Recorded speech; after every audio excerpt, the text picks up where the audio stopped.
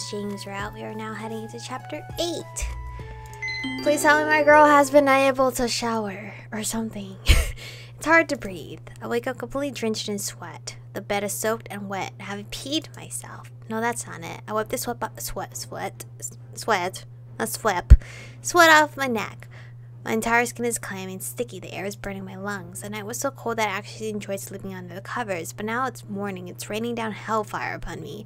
I have to cool down now. Ungracefully, I remove my sweater, which now resembles a wet rag. I fling it away and take in a deep breath. No good, I'm still hot. That stupid root thingy must have stopped working. I tried peeling off my tights, which are stuck to my legs like, ew, girl, you've been wearing all these layers? Well, she did say it was cold that night. It's a struggle to roll them down all the way down until I can finally remove them. I quickly dispose of my skirt as well, leaving myself in just my bra and underwear. Still perspiring at a rapid rate, I throw myself down into the wooden floor, hoping for a sliver of relief. The wood feels cold to my skin, but it's absorbing my heat rather quickly. In only a few seconds, the floor is the same temperature as me. The sweating isn't stopping me. At this rate, I'm going to have a heat stroke. There's a knock on the door. Princess, are you decent? I can hear a voice say. Help! I yell loudly in response. The door busts open and someone flies inside. For a brief second, I think it's James, but it's his brother Caleb instead. Once he sets his eyes on me, he looks surprised and gently kneels on the floor next to me. He's so cute, bro! Awkwardly, he looks away from my body, coughing to a closed fist. Princess, I know you're in a dire situation, but I assure you that seduction won't work on a soldier like me. I'm not seducing you, I need help. Caleb takes a cautious step forward. Have you fallen down? He asks, not looking over at me at all. Should I help you sit up and perhaps find you some more suitable garments? The heat. It's the heat, I pant. Caleb still refuses to look at me. You didn't drink the tea? He asked tentatively. What tea? And no, please, I'm dying of heat. Caleb scans the room with his eyes and he growls under his breath. They didn't deliver your tea. Those miscreants, he curses. No fear, princess. I shall take you to the infirmary where you can get a saffron root straight away. He is so cute. Can we just fall in love with him? Like, fuck James. Caleb bends down onto one knee, his arms awkwardly stretched across my body. There is an unmistakable blush spreading on his cheeks. I feel like I'm melting. I have no patience for his modesty. He closes his eyes and slips his arm underneath my back and legs, hoisting me up. Right, hold on. I weakly grab hold of his arm before he suddenly zips out through the door. Flying has actually cooled my body a little through the rush of the winds. However, once we're at the infirmary, it's back to feeling like molten lava. Healer Bilious, Caleb words loudly as he sets me down to the floor. Bilious's red hair pops up from behind a counter. He takes one look at me before dashing over towards the cabinet, rummaging through its contents. Oh, I'm surrounded by hotties. As I'm dying by the heat. 2 seconds later, and he's in front of me. His outstretched hand hovering near my mouth. He's holding the root. Chew on this, he orders me. He doesn't have to tell me twice. I take the root from his fingers with my teeth and quickly start to chew on its bitterness as if my life depends on it. Which it does, so I power through the grimy taste spreading inside my mouth. I close my eyes and wait for the effect to take place. Caleb and Billis look at me in anticipation, holding their breaths. And just like that, the heat dissipates, ebbing away until I feel nothing more than the glow of a warm sunset. I finally take a deep breath with my lungs back to normal. Well, that was certainly stress-inducing, Caleb's eyes. Earthlings don't seem to be able to tolerate much heat, Billy's notes out loud. I'll have to record that in my journal. Princess says there's no tea delivered to her room, says Caleb, who is again not looking over in my direction. With the heat gone, I'm slowly starting to realize I look rather revealing. Perhaps Princess James forgot to announce to the staff that they needed to deliver her tea, Billis points out. Chewing awkwardly across my arms over my chest. I wish I had my clothes back on. This is starting to feel super awkward for me, especially since Caleb misunderstood and thought I was seducing him. It seems this planet does not have some modesty in their culture, at least I think. That doesn't sound like him, Caleb musses out loud. You're right, it doesn't. He probably just told them the wrong route, Billis replies. The two of them grow quiet, closing their eyes as they think about something. Agreed, says Caleb. What is this tea you're both talking about, I ask. It can't be regular tea with the way they're discussing it like this. Saffron tea, princess. It has cooling properties, so everyone here drinks it daily, Billis explains helpfully. Does it taste as gross as chewing on it? I'm not a fan of the bitter taste. Caleb chuckles lightly. I'm afraid the taste isn't improved by much. All of a sudden, the doors in the infirmary slam open. Oh, hello, James. An agitated-looking James comes flying inside. Where is it? His eyes land upon me, and he quickly shuts his mouth. Ah, please Please do not be mad at me. This is not my fault. I almost fucking died if it wasn't for your brother. Whoa, bro, what I missed out. He lands in front of me and almost knocking me over. There's a snarl on his face. His hands shoots out to catch my wrist and he yanks on it hard, making me cry out in pain as I stumbled forward. You have an uncanny talent of disappearing from your chambers, and it's really starting to get on my nerves, princess, he spits out. And now I find you here, clad in what can only be your undergarments, trying to seduce a soldier and a healer. Preposterous! Listen. They're both hot, but I would not do such a thing. I wasn't seducing anyone. Stop judging me, I whine. Caleb puts a hand up and awkwardly clears his throat. Captain James, it is my fault the princess is here. She was overheating as she didn't have her saffron tea. Feeling James loosen his hold on my wrist, I quickly pull it free from him and back away, glaring at him. My wrist is throbbing. He squeezes it so tight. What incompetent moron didn't deliver her tea? James huffs loudly. Yeah. You, says Bilious in a don't voice as he unfastens his cloak. Look at all the hotties in this room. Oh my god. Did he just take his cloak off? What the fuck is this though? I'm like entranced by whatever it is on his arm. He carefully removes his cloak. Caleb's eyes widen at the way Bilious so casually blamed James. However, Bilious doesn't change his expression as he advances on me and throws the cloak around my shoulders. Here you go, you seem a little uncomfortable like this, he says in a quiet voice. All the men. Except James. It's so kind to me. I hold the cloak together, feeling grateful that he showed me some kind of concern. Thank you. Now James directs his anger upon Bilious, puffing out his chest and sizing him up. Are you calling me an incompetent moron? He breathes out in a threatening manner, his eyes narrow and eyebrows furrowed. Yes. Oh, I like this guy. I've decided here and now this redhead is on my side. You sent it to the wrong room. Bilious stretches out his hand in front of me. Princess, please spit. You don't need to chew for so long. Awkwardly spit out the bitter root into his hand. James bares his fangs in response, looking quite ticked off, but he doesn't do anything beyond childishly stomping his feet on the ground. You're mistaken, healer Bilious. I'm going to find the server who got the wrong room and throw him in the dungeons, he proclaims loudly. Captain James, I'm sure that's unnecessary, Caleb adds weakly. Bilious shrugs, tapping out of the conversation and walking away. So I nearly died of the heat because James couldn't remember which room I was in. What a baboon. I rubbed the painful spot on my wrist. You almost got me killed, I muttered. Shut your mouth hole. Come here, he growls in an uncharacteristic manner. It seems he's rattled, perhaps caught off guard. Hey, why are you touching me? I shriek when he grabs my waist with his hand and lifts me up into the air. James places me down to the same table he was lying down on just yesterday. I desperately try and keep the cloak from slipping off. He huffs at me. Stop it with that murderous gaze. Then how will you keep your hands off me? I fire back. And quit staring at me. Incredulous, James removes his hands from my waist and clicks his tongue at me. You're in no position to be making any demand. Captain James, please handle the princess with my care, Caleb cuts in. Captain Caleb, go do something useful. Fetch the princess her clothes. James grunts at him. Caleb does a polite bow, conceding to his demands, and he flies away. I feel like I'm a test subject about to be experimented on now that I'm half naked in this infirmary, not to mention with a very scary beast in front of me. James brandishes something from his cape, a hidden pouch perhaps. It's a piece of jewelry, an armlet I suppose, made out of gold and 2 emerald-colored gems. He doesn't say a word as he grabs my arm and lifts it up, then slips a cuff around my upper arm. Confusion spread across my face. Why is he dressing me up with jewelry? There, now you won't be able to mysteriously vanish anymore, he grumbles. I look down at the cuff on my arm, then avert my gaze over towards Bilious in the back. A gold cuff adorns his upper arm. It's the same design but with different colored gems. What do you mean? I asked, still confused. This is a tracker, so there will be no more opportunities for you to slip away unnoticed. I frown at the 2 gems. Can I just take it off? I touch it with my fingers, feeling the smooth surface of the gold. Go ahead, he says, pricking slightly. Take it off. See what's left of your body if you do.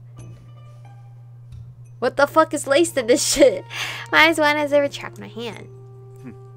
He's lying, princess. Oh, okay. Bilious cuts in nonchalantly. The armlet won't bring you any harm if you choose to remove it. To demonstrate, he removes the cuff on his own arm, remaining unharmed. I breathe a sigh in relief. I didn't want to be stuck with a ticking time bomb. Does everyone in this place require to wear one? I didn't see one on James though, and none of the other soldiers were wearing one. James huffs loudly. Healer Bilious, if I hear one more word from you, I will personally see to it you'll be cleaning parsed dung for the rest of your life. Oh, Bilious is so nice though. Bilious seems to close his eyes as he puts the cuff back on his arm and releases a large sigh. Wordlessly, he returns to his own work. So he's also been captured here to do whatever the fuck. What's a parse? I couldn't. I'm familiar with the term. It is a transportation animal, James answers me. I guess this device is in my ear doesn't translate actual names of objects and animals, which makes sense. Then his brown eyes are back upon me. I still feel really naked in front of him, despite the cloak covering most of my chest. You're instructed not to leave the premises of the palace. If I catch you outside, you're dead, you understand? Resisting the huge urge to nod. Why is this such a human thing? I close my eyes. Yes. Calabilius, James calls out loudly. What? He replies, exasperated. I thought you didn't want to hear another word from me. I stifle a giggle. It's nice to see someone not scared of James. I'm placing the princess under your charge. This time Billy stays quiet for a bit. He doesn't have an immediate snark reply. What does that mean? I interject. If he's talking about my future, I want to have a say in it. It means you'll be working for him, James replies gruffly. Do I get a choice? I narrow my eyes at him. James scoffs at my question. What do you think, princess? He fires back. I clench my hands around the cloak, feeling this impending doom hanging over me. No, I sigh. Of course I don't get a choice. He'll probably kill me if I don't. Good, you seem to be able to learn. I bite down on my lip and glare at him. Seeing my hateful expression towards James, Billy chuckles lightly. She's got spirit, that one. You've got yourself a troublesome prisoner. James simply huffs at him in annoyance. She has healing capabilities. You know what to do. Billy sighs. Of course, that's why you took her. Speaking of, shouldn't you be resting yourself? I know Rahu have a rapid regeneration rate, but I don't want to stitch you together again if one of your wounds opens up. I'm fine. Mind your business, he huffs. From what I can see, James really is doing much better than yesterday, unless he's trying his best to hide any discomfort or pain he's in. I'm unable to tell. I'm the head healer. Your health is my business, Billy replies snarkily. Another person suddenly enters the infirmary as well. Her long skirt sways beside her as she skips inside with a devilish smile on her face. Bill, she says in a coy voice. James grins at the sight of Lena cheerfully approaching us. Why are you here? He asks, aggravated. I take note of the same piece of jewelry on Lena's arms. It matches mine, though the gems have a different color. Lena is about to walk up to Billy's, who has profusely started to sweat until she's caught sight of me sitting on a table. It's the Earthling, she says in genuine surprise. And why is she wearing that? Her tone flattens. I pull the cloak closer to my body. Billy has lent it to me. She gasps in an exaggerated manner. Are you already moving on to another woman? She accuses Bilius. What? No, of course not, I replies in a flustered manner. And what do you mean another woman? He mutters afterwards. We can't have you in those kind of clothes. And she leans in closer to me and sniffs. Yuck, you need a bath. I press my mouth into a thin line, trying to control my temper. I spent the past hour almost dying from the heat, my body completely drenched in gross sweat. Not to mention that I was trapped in space for God knows how long. It's not like I have many options to clean myself. Instead of being sarcastic, I just put on my fakest smile. I would love to take a bath. Oh, then follow me. I'll take you to the hammam. That should do wonders for your skin. I had to rack my brain trying to place the word whatever. I think that's some kind of public bath. Can't say I ever taken one of those before. Lena tries to walk away, but James physically blocks her, folding his arms across his chest. The princess stays here. She has work to do. I'm sure she doesn't have to work all day, right? Her eyes wander over to Billy's, who suddenly straightens his back. Yes. No, I mean, it's not a busy day today. Yes, a bath, I exclaim in pure joy all of a sudden. They all look at me and I quiet down. I didn't mean to say that out loud. No, don't listen to Lena. She can't leave until the work for today is done, you hear me? I'll be checking up on you to make sure you've been following my orders. As you command, Bilius says in a monotone voice. Oh, lighten up, James. Even you are stinking at the place. In fact, compared to the Earthling here, you smell like the rotting corpse of a parse. And I'm paying you a compliment here. I can't help it, I giggle. My laughter doesn't go unnoticed, and James glares at me with his tiny eyes. I feel a chill run down my spine. I probably shouldn't have laughed at him. Lena taps James on the shoulder. Leave her alone. If I were miserably stuck on a ship for over a noon, I'd be dying for some humor too. James grunts loudly. Lena, you will wait until she's finished her work. Then you can take her to the hammam, and only then. He finally starts walking away from this, but not before taking a good whiff underneath his own armpit. And I don't smell like a dying parse, he flings back at her. Perhaps you should take a bath as well. James pauses at the door. What I do with my time is my concern, princess. How many times do I have to repeat myself? I mean, there's nothing wrong with being clean, I reply. I think she's letting you know that you stink and you need a bath, Lena helpfully adds onto the conversation. James grunts loudly and exits the infirmary, slamming the door shut behind him. That just made my day. Really, I let out a deep breath and deep sigh and feel this uneasiness lift from my shoulders. Don't mind my big dumb brother. If he wanted to kill you, trust me, he'd have done so by now. So she's the middle child, I'm assuming. That's not very reassuring, you know. Bilious coughs into his hand. What she means is that you're safe, for now. Follow the rules and complete your orders and you might just survive here, princess. We should really get you something to wear, though, Lena muses softly. As nice as Bill is for lending you his cloak, Lena smirks at Bilious, who looks a bit guilty. I think you should be given some proper clothes. You may be stuck here, but you're still royalty.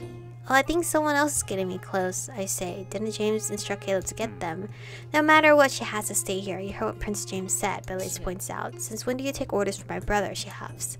I'm very confused about ranks here, I say honestly. The way Bilious treats James with no repercussions, that means he's either above him or the same.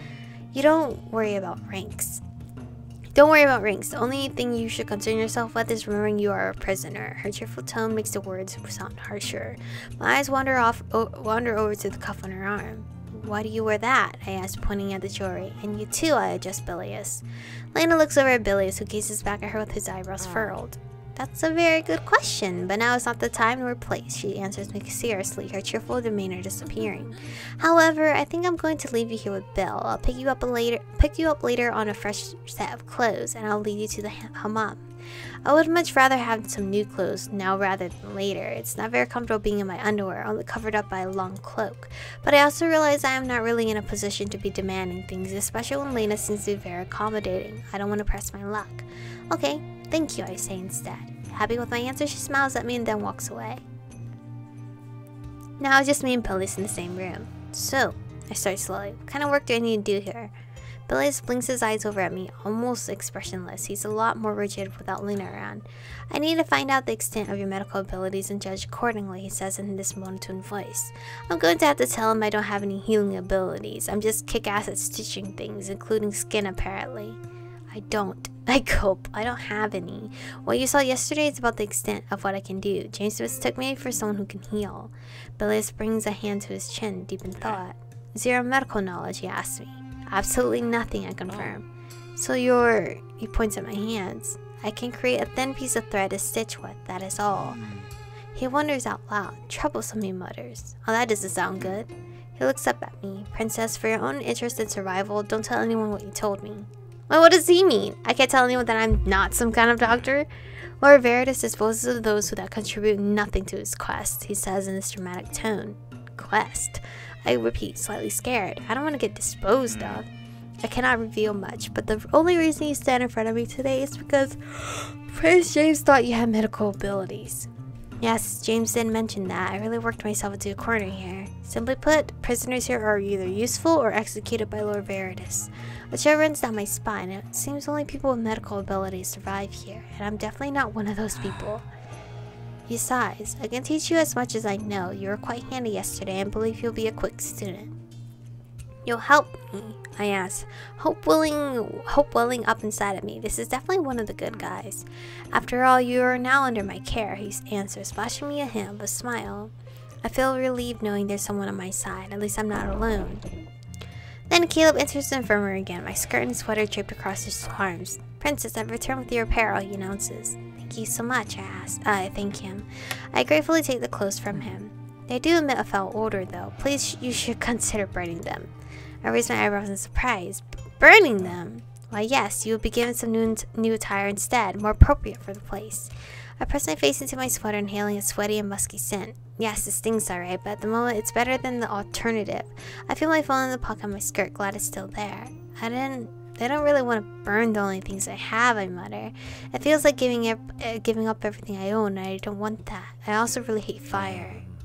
That's understandable. I guess you can keep them, no matter how strange they are. Caleb looks a bit confounded by my outfit in general. Prince Caleb, Bilious calls out. You should be getting back to your training now. I have a lot of things I need to go through with the princess today. Caleb seems to understand as he promptly turns on his heel. Very well. Have a good day, he says before flying off. I end up quickly dressing myself in my old clothes and returning. I cannot imagine putting like dirty skirt and dirty sweater back on, and it's hot as fuck in this place. The sweater does absolutely nothing for me. I ended up quickly dressing myself in my old clothes and returning the cloak to Bilius, who accepts it without another word. He's still a bit impersonal, but I definitely appreciate that he wants to help me out. True to his word, Bilius teaches me the best of his abilities. He starts with explaining things about the planet Yule and how the indigenous people are called. Go! The native species of the planet Yule, they have red scales and large claws. They're very heat resistant, though during the day they still have to drink saffron tea to cool down. He also explains that every room in this palace has a toilet. That would have been nice to know yesterday. Apparently what I assumed was a closet was actually a toilet.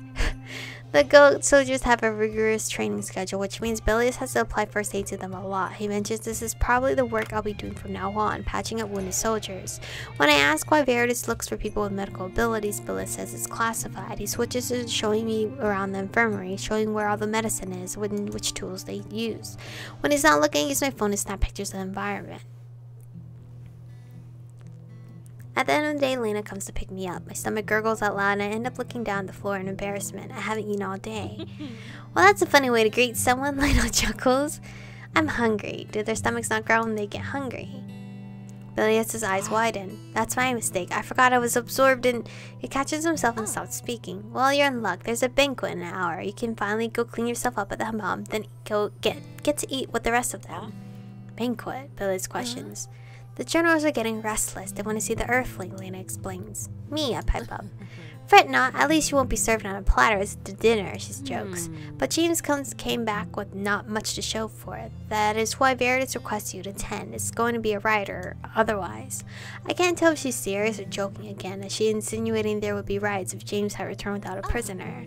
Anyways, come with me. Let's get you all cleaned up. She takes my hand with a strength I didn't realize she possessed. She yanks me away. After going through the palace like a maze, Lena takes me to what I can only assume is the bathing area, the hammam. Your new attire is right here. You can take any towel from the rack over there. She starts pointing at the various things in the room. Is there any shampoo, I ask. I love to wash my hair with shampoo. Get the sweat out and sand out in the hair. She stops and stares at me, raising her eyes. Shampoo, she repeats. Oh no, do they not have shampoo here? It's soap for your hair, I explain. Lena giggles. Princess Michiko, maybe you haven't noticed, but we're on a planet with reptilians who have no hair. Point taken. Regular soap would do.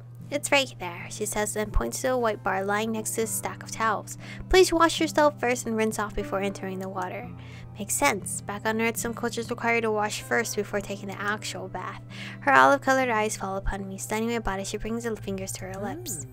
Ma, you seem quite frail. Are you sure you'll be alright all alone? Would you need some help? I shake my head. I'm fine, I can bathe alone. A shame, she hums. I suddenly feel a little preyed upon. Well, now that we have that settled, I'll have someone pick you up for the time for the banquet. Enjoy the bath. Lena happily struts away, leaving me alone. I release a content sigh. Letting my eyes wander around the place, I can see the water shine and twinkle behind the wooden doors. I strip myself of my clothes, neatly tucking them away next to the stack of towels. I stare down at the jewelry on my arm. Should I take this off too? Billy said it was okay. I decide to remove it as well. A small bucket with clean water rested next to a stool with the bar of soap. Time to clean myself and get rid of the awful smell and sweat. And the sand. Oh god, the sand. As I sit down on my naked behind, I start scrubbing myself down with soap. My mind wanders back to Earth in this quiet place where I'm left alone with only my thoughts. I wonder how Raya is doing. Is he searching for me? Did Kane sustain any injuries during the fight? Is Kim still running the storefront? A pang of pain alerts me as I rub over my wrist. It's a bit bruised. James' strength is nothing to scoff at. I drag the soap through my hair, taking my time. I still need to get used to having short hair. I wish I could get a proper haircut. I'm doing surprisingly okay given my situation. I'm not being tortured. I haven't experienced any sexual abuse. I'm undeniably stuck in a horrible situation, but at least I have someone looking out for me, willing to help. Eok has been nice to me too. I scoff at myself. Perhaps I'm experiencing a case of Stockholm Syndrome. Just because Eok has been nice to me doesn't mean he didn't have a hand in my kidnapping. I dumped a bucket of water on myself, rinsing off the soap from my body. It's cold, but it feels good to cleanse myself of all the grime and dirt that has been gathering for a month. That reminds me, I haven't had my period yet, but I chalk it up to extreme stress. That'll mess up anyone's schedule. Ooh, it's so nice and clean in here. I opened the doors to the bathing area of the room, revealing an open bath under the night sky. It's so pretty. The stars were reflected on the water, twinkling ever so slightly. The room starts to fog up. I finally dip my toe in. Oh, it's warm, I say in surprise. Not wanting to take a second longer, I submerge myself completely. The water only reaches my thigh, but it's enough for me. I come up for air, feeling super refreshed. It feels like I'm in a hot spring. It's actually kind of nice. I sigh out loud in satisfaction. There's a look from behind me, scaring the ever-living lights out of me. Is this another seduction attempt from you? I freeze up. There's someone in the bath with me. Lights start firing up inside my brain. I freak out. I shriek loudly and attempt to swim away from the source. Wait! The person coughs and manages to kick him in the stomach as I'm swimming away. You pesky little earthling, stop struggling. Are you? Can I? Okay, whew, thank God that puff of cloud is there to save my day. It's James who overtakes me and grabs my wrist to stop me from escaping. I wince in pain as it's the exact spot he's hurt me before. And then I realize what's standing before me, or rather what's being paraded in front of my face. As naked as can be, James stands in front of me and in this intimidating posture. His abs are decorated with droplets of water trickling down his enormous thighs. I gasp. Aliens definitely have human-looking genitals. What are you doing here? Have you decided to track me down? Is that what this is? He demands to know as he leans in closer. I look away at a loss for words. I want to escape, maybe dive into the water to hide my embarrassment. Anything besides literally being in front of James' crotch. But he is still painfully holding onto my wrist. I try to cover up my breast with my other arm. Let go, you're hurting me, I complain. He releases his hold on me and I stumble back into the water in confusion. I didn't expect him to let go that fast. I keep my body low so that the water covers it. I don't want him to see me naked as well. Pathetic. Earthlings are weak if they cannot even endure a little force without bruising, he grumbles. How about you stop trying to grab me? Now that we're alone with him, we'd be like rude as shit. Then don't run away when I question you, he barks at me, equally as fired up. I'm running away because you're naked and pointing that thing at me. Oh my god, please cover yourself up already. Why do you act coy when you were the one that tried to seduce me? I'm taking a damn bath. I'm not seducing you, I say, turning my head away from him again. It's just there, with no shame present in his body, proudly showcasing it like a peacock. You're in the male's hammam, princess, he clicks his tongue at me. Only men are allowed in this hammam. How am I supposed to know that? I just followed Princess Lena, I reply. You can tell by the red-colored pillars, he says, as he looks around the room. You mean those green-colored pillars? I say, pointing at the very striking emerald-colored pillars. He's not colorblind, is he? Unless he meant to say the green ones are for the men's bathroom. James' eyes glide over towards the pillars. Slowly he folds his arms and crosses his eyes for just a second. I really wish he would stop standing there and cover up already. This is so awkward. Do these aliens simply not care about being uncovered? Well, it still bothers me. Princess, where is your tracker? He said and grunts at me. I gulp. I took it off. Did I not warn you not to take it off? Yes, you did, but hey, don't change the subject. Those pillars are definitely green. James zooms past me by flying out of the bath, water flopping around everywhere. And just as fast he returns, grabbing my wrist again and lifting me up from the water. I shriek in response, my naked laid bare in front of him. He ignores my cries and snaps the tracking device back onto my arm. His eyes narrow at me and I immediately lower myself down into the water again, trying to hide my body. This is so awkward and embarrassing. Please let me have a bath in peace. You have to keep this on at all times. If I see you with that one more time, I will personally end your life on the spot. Don't expect to get away with it. I will find out. Keep the bracelet on. Got it, I say in a tiny voice as I turn away from his crotch. Can you please put some clothes on now? Or leave or something, I mumble. There's a banquet tonight. You had to be present. You better be ready then. He huffs and walks out of the water.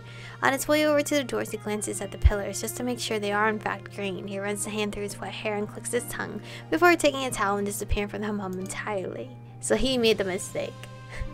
I blow bubbles into the water, hugging my own body. The pillars are definitely green.